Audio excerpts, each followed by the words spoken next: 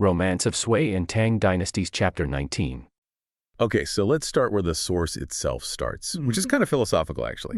The novel sets this up as a cautionary tale, focusing on 4 big vices. Yeah. Wine, wealth, lust, and ambition, or maybe better term, anger or ki in this context. Right, key. Yeah. And the novel argues that lust and ambition are especially dangerous. Why those 2 specifically? Well, the source suggests it's because they're easily disguised, Lust gets passed off as romantic flair, maybe, and raw ambition can look like heroic spirit. Ah, okay. So it's about how passion can be misinterpreted, even seen as a good thing. Precisely. It's a warning against intense feelings, even feelings that seem justified on the surface. And the source gives a quick example of this, doesn't it, with Qin Shu Bao? Yeah, a subtle one.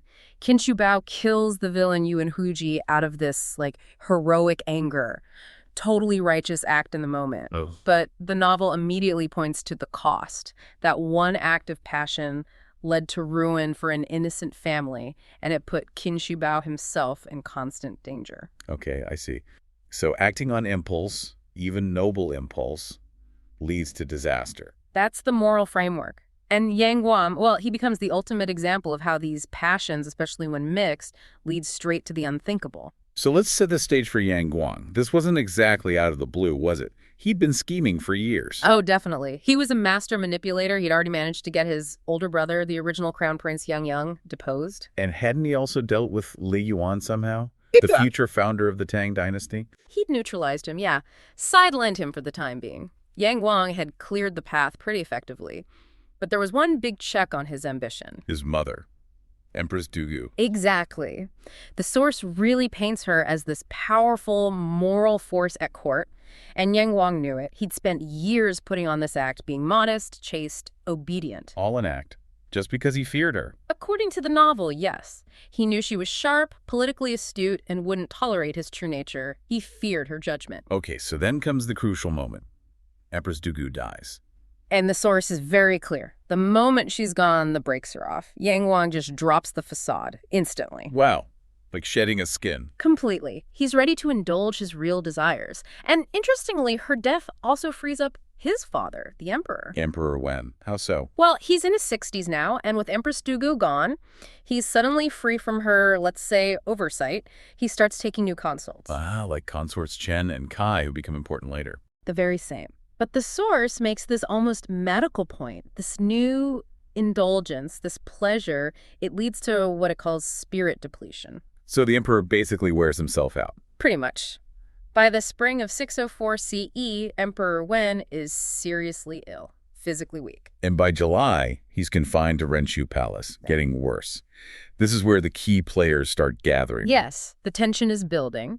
You've got the emperor's loyal officials, people like Yang Su, who's maybe a bit ambiguous. Okay. But also the really staunch loyalists, Liu Shu, who's married to the emperor's daughter, and Yuan Yan, a close advisor. They're all staying nearby, outside the main imperial quarters. But Yang Guang isn't just nearby. No, he's practically next door. He's staying right beside the emperor's sleeping quarters, visiting all the time. Like a vulture circling. You could say that. He's watching, waiting for his opportunity. And this is where Consort Chen becomes absolutely central to the plot. The source describes her quite vividly. Oh, yeah. Skin like polished jade, graceful. A voice like a cooing oriole. Beautiful, enchanting. But she's not just decoration. There's a political angle, too. Definitely. The novel reminds us that Yang Guang had actually cultivated a relationship with her earlier. He'd sent her gifts to get her to put in a good word for him with the emperor back when he was trying to replace his brother as crown prince. He wanted her influence. So there's a history there, a kind of political debt, almost. A transactional relationship, yeah. But crucially, the source says they'd never actually been alone together. Until this one moment. Until this one fatal moment. This is where Yang Guang's ambition and his immediate physical desire just collide catastrophically. So what happens? He's visiting his sick father. Right. He goes into the palace, supposedly to check on the emperor, and he sees Consort Chen. She's walking completely alone, no maids, heading towards the changing room, the Gingyi Chu. And his reaction is instant? Instantaneous. The novel gives us his thought. The chance is here. He tells his own attendants to wait, and he just follows her right into that small private room. Wow. Talk about impulsive. And incredibly risky, given the political climate. Totally driven by immediate desire, ignoring everything else. He detains her there. And Consort Chen. She must have been terrified. Startled, definitely. She questions him, what are you doing? And his response, it's chilling. What does he say? First, he tries to charm her or maybe gaslight her. He laughs it off like, why so serious? Life's for pleasure. Forget these stuffy roles. Trying to make her feel prudish for resisting. Exactly. But then comes the steel fist inside the velvet glove, the threat. Okay. He gets serious, points out the obvious. Her protector, the emperor, is dying. And then he says something like, aren't you afraid that if you refuse me a favor today, it'll be too late to grant it tomorrow? Whoa. That's basically saying, I'm going to be emperor soon, cross me now, and you'll pay later. It's raw power politics disguised as seduction, incredibly menacing in that context. Your life, your family's lives could depend on this moment. Does she give in? No, she resists. The source implies there's a struggle. She only gets away because her attendants outside happen to call for her. So she escapes, but not unscathed. Right. She's frantic. And crucially, her appearance tells this story. Her clothes are torn, she's disheveled, panicked. And that visual evidence. Yeah. That's the trigger for everything that follows. That's the critical mistake that unravels everything. She rushes back towards the emperor's bedside. He's just woken up a bit, asked for medicine. Okay. And in her panic, she catches her gold hairpin on the bed curtain hook. Oh, no. It falls. And it lands in a metal basin nearby with this loud clang. Waking the emperor up properly. Startles him fully awake, yeah. He looks over at her, and he immediately sees it all, a flushed face, the heavy breathing, the messed up hair. The source uses this specific phrase, bin sung fa luan. What does that mean exactly? It's very descriptive. It means her hair isn't just untidy. It's like completely undone, frantic. A clear sign something violent or distressing just happened. So he knows instantly. He senses hidden secrets, as the novel puts it. He demands the truth, threatens her with death if she lies. And she breaks. She has to. She falls to her knees and confesses, just as the crown prince was disrespectful. That's all it took. That's all it took. The emperor explodes. Absolute rage. He's striking the bed and he cries out this howl of regret and fury. This beast. He's unfit for great affairs. Dugu misled me. Dugu misled me. Wow. Blaming his dead wife in his last moments for picking the wrong son. Realizing right at the end the terrible mistake he'd made in the succession. And he tries to fix it. Immediately. This is where it becomes a race. A desperate, last-minute counter-coup attempt by the dying emperor. He orders Lu Shu and Yuan Yan to be summoned. His loyalists. The ones not allied with Yang Guang's faction. Exactly. His son-in-law and his trusted official. Their mission? Draft an urgent edict right now. To do what? To recall the deposed former crown prince Yang Yang, bring him back, replace Yang Guang immediately. It's the only way to stop him. But Yang Guang is listening. He's right outside the door, basically. He hears who gets summoned, Lu and Yuan, but crucially not his ally Yang Su. He knows. He knows instantly that the edict being written is meant to destroy him. The game is up. His father knows what he did. So the clock isn't just ticking, it's about to strike midnight. It's down to minutes, yeah. He doesn't hesitate. He races off to find his own inner circle, Zhang Heng, Yuan Shu, and Yang Su. His key advisors and military guys. Right. Yang Su confirms that yes, the emperor is trying to recall Yang Yang. There's no time left for maneuvering. And this is where Zhang Heng steps in with that piece of advice. The most chilling line, maybe, in the whole sequence. Zhang Heng lays it out, cold and clear. There is only one urgent plan now. It's either the prince or the emperor. No middle ground. One of them has to go. It's survival now, not succession. So how do they pull it off so quickly? The emperor's still alive. He's given an order. The brilliance is in the speed and how they use the existing talus structure against itself. They have to stop that edict. Okay, step one. Neutralize the messengers. Yang Wang issues a fake decree in the emperor's name. Arrest Lu Shu and Yuan Yan immediately. On what grounds? Accuses them of plotting, being disloyal while the emperor is dying, throws them into the cells of the Grand Court of Revision. So the emperor's loyal agents are instantly taken off the board. Can't deliver the message. Exactly. Step 2. Control the environment. Guo Yan, one of Yang Guang's military commanders, brings in the Eastern Palace troops, Guang's personal soldiers. And they replace the existing guards. Every single one. They seal off the emperor's quarters completely, no information in or out. The palace is now under Yang Guang's military control. Okay, messengers neutralized, palace secured. But there's still the problem of Yang Yang, The alternative heir. The biggest threat. As long as Yang Yang is alive, the emperor's dying wish could potentially still be carried out if the truth gets out later. So they have to. Eliminate the alternative.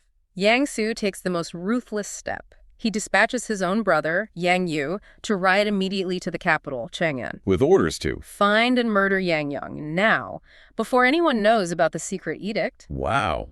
That's incredibly decisive preemptive assassination to secure the throne. It cuts off the emperor's entire plan at the root. No matter what happens next in Renshi Palace, there will be no other successor. So with all the pieces in place, they move on the emperor himself. Zhang Heng takes the lead. He takes about 20 loyal attendants, marches into the emperor's chamber. Under what pretext? Claims the crown prince sent them to relieve the tired staff, let them rest. Purely routine sounding. And consorts Chen and Kai are still there. Yes, weeping by the bed. Zhang Heng orders them out immediately, tells them to step away so the emperor can rest quietly. Removing the witnesses. Forcing them out. Then Zhang Heng approaches the emperor, who's barely conscious now. And the source. Does it describe the actual act? It's deliberately ambiguous, very brief. Zhang Heng goes in, maybe an hour passes, then he just walks out and announces, almost casually, the emperor has passed away. He uses the formal term, bintian. He's ascended. Right. But then he adds a strict order. No weeping.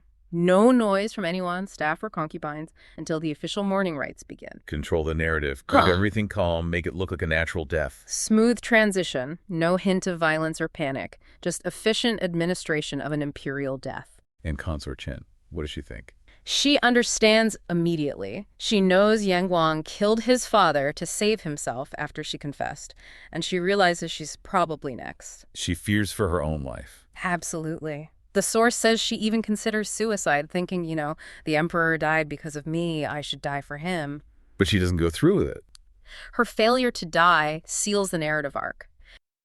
The crown prince, soon-to-be emperor, and his key guy Yang Su, they're waiting for news, anxious. And then it comes, the message. The great deed is complete. Done. The old emperor is dead, the path is clear. You'd think, okay, now secure the capital, stabilize everything. But no, that's not where the prince's head is at. Not at all. So let's unpack that. This is the moment the coup succeeds. Zhang Heng, his confidant, brings the news. Triumph. But then Zhang Heng adds this complication. He says the prince's beloved person, Lady Chen, well, she might perish too. Collateral damage, maybe. And this just completely throws the prince, the political momentum, the huge task of taking over an empire. It just stops. His first thought isn't the state, it's her. The text is really clear on this. It becomes pure drama. It's incredible. He basically abdicates responsibility right then and there. He's got these pre-written slips, right? The plan for the new government. Yeah, the whole transition blueprint. He just hands them over to Yang Su. Says something like, I've got other matters to attend to. Leaving Yang Su to manage the entire imperial transition while he deals with this personal crisis. Astonishing. And the other matter involves this gesture. He sends Lady Chen a small golden box, Hongjin Xiaowei. Right, through a trusted eunuch. And it's sealed carefully with paper and his personal huaya. That's his special signature mark, isn't it? Like his unique seal. Makes it very official, very personal. Which, for Lady Chen, is terrifying. Remember, she was favored by the late emperor. Ah, okay. So getting a sealed box from the new guy right after a coup, she assumes the worst. Totally. She thinks it's poison, the dreaded judo. She's apparently distraught, thinking this is punishment for her past associations. It really highlights how brutal these power shifts could be, doesn't it? Poison was, well, a tool of the trade. For sure. But then the box is opened. And it's complicated. It's not poison. What's inside? Several multicolored true love knots, tongzin jizi, symbols of, eternal connection, shared hearts. So relief. The court ladies around her are apparently overjoyed. They think she's been saved, even favored by the new ruler. They do, but Lady Chen, the source says she remains yang bulo. Unhappy, moody, she's not celebrating. Why not? Seems like good news, relatively speaking. Well, this is where it gets interesting. She gets it, you see. This isn't just a reprieve, it's a demand. Accepting these knots means accepting a relationship with the man who likely just had her former patron killed. It's compromising, deeply. Ah, so the shame of the palace, as she puts it. She knows accepting means entering into this morally dubious situation. Exactly. She only takes them after a lot of persuading from the other ladies, who are probably terrified of the prince's reaction if she refuses. Her sigh, I know, is unavoidable. It kind of sets the moral tone for the whole reign, according to the source writers. And it happens fast. That very night, the prince secretly goes to her chambers. Just a few attendants. Spends the night. How the empire waits. Priorities, right. Okay, so while the prince is caught up in this romantic drama, what's Yang Su doing with those appointment slips? Well, this is where the efficiency happens. Yang Su isn't distracted. He's a machine. He immediately starts locking down power. Ruthlessly. This is the contrast, isn't it? The personal chaos versus the political machine. Absolutely. Yang Su understands power. He goes straight for the key pressure points. No hesitation. So what are the first moves? He needs to control the capital, right? First thing, Yang Yu gets appointed Jingzhaoyin. That's the top administrator for the capital region. Think mayor, police chief, everything rolled into one.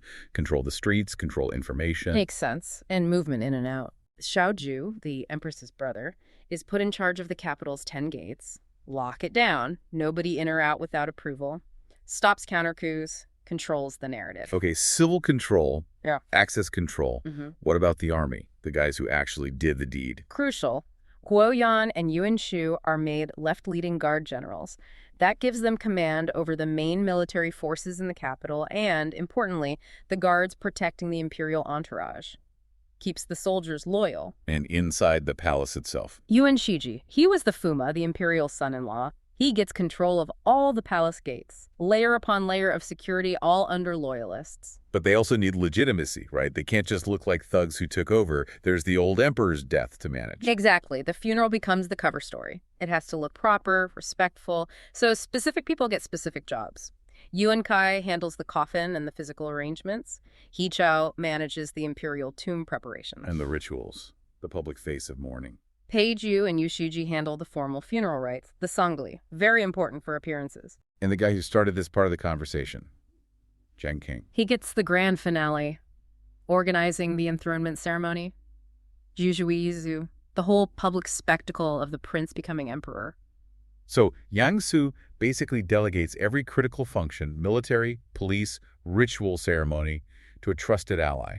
A flawless political consolidation, while the prince is otherwise occupied. It's a masterclass in seizing power. But, as the sources suggest, all this political perfection papered over a fundamental instability in the new emperor himself. Right. The machine worked, but the man at the center, maybe not so much. This brings us to the actual coronation, doesn't it? After the mourning period, it's time. The prince puts on the formal robes, the mianfu, he walks towards the high throne, the yuezero, this is it, the peak moment. And the source describes him as feeling a lot of things at once. Yeah, it's vivid. Extreme happiness, it says, but also panic. And, crucially, guilt. Yu Kyuksen. Shame in his heart. The writers are definitely implying the patricide is weighing on him. So he's walking up to the throne. And then The ceremonial whip cracks 3 times below. Jingbian, Sanxiang, that's the signal for absolute silence and attention, the most solemn moment. and he blows it. Pretty much. He stumbles. The text says his feet just collapsed under him. He almost falls right there, about to ascend the throne. It's nerves. Or something more. Well, the source is pretty direct. It notes his feet collapse again immediately after the first stumble, and it explicitly states this is because heaven and spirits had taken offense. Wow. So not just a clumsy moment, the writers see it as a divine rebuke.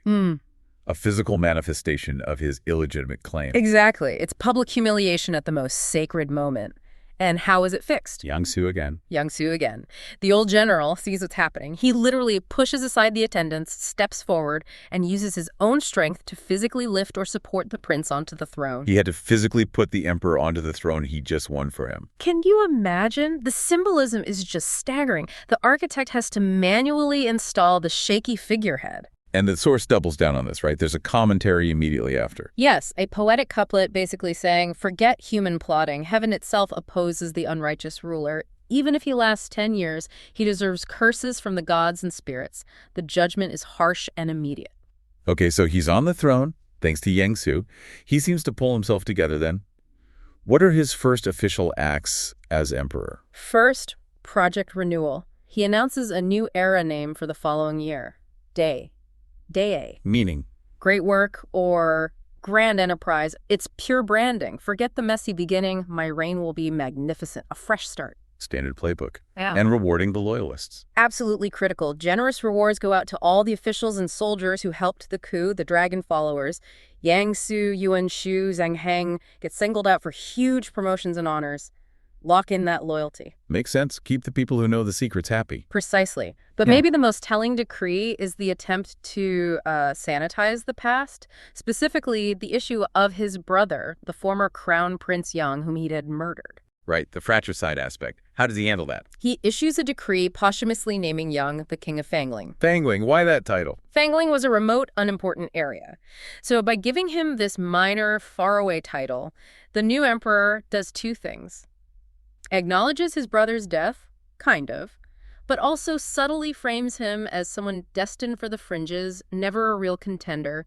It rewrites history to justify the murder. A posthumous demotion, essentially. Clever in a grim way. Very.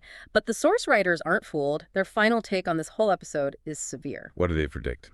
They state point blank that by committing regicide and fratricide Shifu Shaxi Sheng, the emperor lost his fundamental legitimacy. His root was already lost, is the phrase used. So doomed from the start. They argue that if he continues down the path of being licentious and cruel, Hongyan Wu Dao, which the Lady Chen incident certainly hinted at, then ruin is inevitable. Broken country, ruined family, Poguo Wangji.